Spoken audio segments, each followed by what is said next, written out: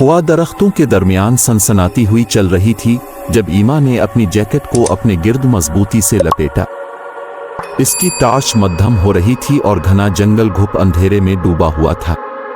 वो कई घंटों से भटक रही थी। वो रास्ता जो उसे बचपन से याद था अब गुम हो चुका था।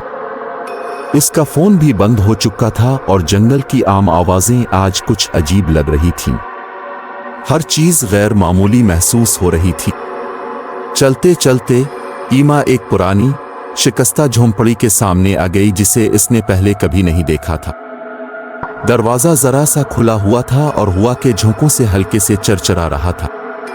पनाह की तलाश में वो अंदर चली गई। अंदर की फिजा भारी और गिर्द से भरी हुई थी और फर्श इसके कदमों के नीचे आहिस्ता आहिस्ता चरमराने लगा। इसकी टार्च की रोशनी फर्श पर एक पुरानी फटी हुई डायरी पर पड़ी। ईमा साकित हो गई। ये आवाज, ये नामुमकिन था। ये तो इसके वालिद की आवाज थी, नर्म और परसुकून, जैसे वो बचपन में सुनाया करते थे।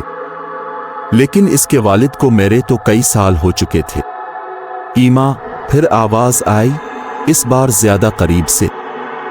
इसकी टार्च की रोशनी झपक कर बुझ गई और झोंपड़ी मुकम्मल अंधेरे में डूब गई।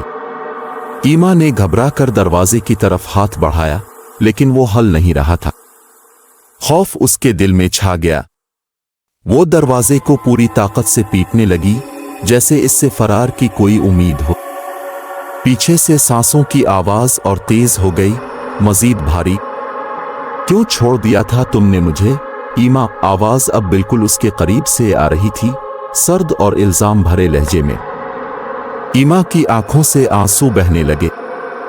उसने कांपते हाथों से अंधेरे में पीछे मोड़ कर देखा। वो जानती थी कि कोई चीज इसके बिल्कुल पीछे खड़ी है, साए की मानिंद। तुम्हें कभी वापस नहीं आना चाहिए था, वो सरगोशी की। अचानक दरवाजा जोर से खुल गया और ईमा जंगल की तरफ भाग निकली। ठंडी हवा इसके चेहरे पर चुभ रही थी। वो इस वक्त तक नहीं रुकी जब तक जंगल का किनारा ना आ गया। उसका सांस फूल रहा था, दिल तेजी से धड़क रहा था। जब इसने पीछे मोड़कर देखा तो झोंपड़ी गायब हो चुकी थी, जैसे वो धुंध में तहलील हो गई हो। लेकिन इसके कानों में सरगोशियां अब भी गूंज रही थीं। इसे मालूम था कि वो सरगोशियां हमेशा उसके पीछे रहेंगी।